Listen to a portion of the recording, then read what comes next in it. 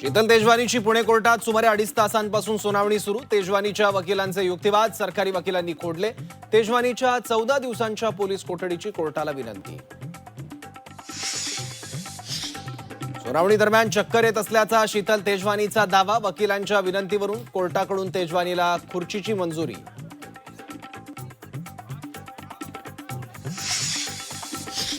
शीतल तेजवानीच्या अटकेची inside story Zee 24 तासच्या हाती। वतनाचा नजराणा न भरता नजराणा भरल्याचा बहाणा केल्यानं बेड्या, जिल्हाधिकाऱ्यांची फसवणूक केल्याचाही आरोप। झी 24 तासनं उघडकीस आणलेल्या पुणे जमीन गैरव्यवहार प्रकरणाची दिग्विजय पाटलांची 2 डिसेंबरला चौकशी झाल्याची सूत्रांची माहिती।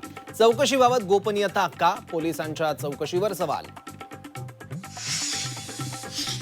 पुणे जमीन गैरव्यवहार प्रकरणाची पूर्ण चौकशी का होत नाही? सचिन अहिर यांचा सरकारला सवाल। झी 24 तासच्या कामगिरीचंही केलं कौतुक। डॉक्टर गौरी गर्जे आत्महत्या प्रकरणी एसआयटी स्थापन। पोलीस उपायुक्तांच्या अध्यक्षतेत होणार चौकशी। समितीत 7 पोलीस अधिकाऱ्यांचा समावेश। भाईंदरमध्ये मराठी माणसाला फ्लॅट देण्यास नकार। मारवाडी, जैन आणि ब्राह्मण असाल तरच फ्लॅट मिळणार। जात विचारून फ्लॅट नाकारल्याचा आरोप।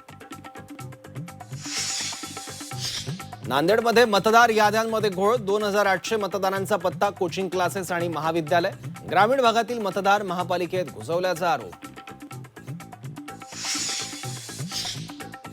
डिजिटल 7/12ला कायदेशीर मान्यता। तलाठ्याच्या सही शिक्क्याची गरज नाही। फक्त 15 रुपयात मिळणार 7/12 उतारा।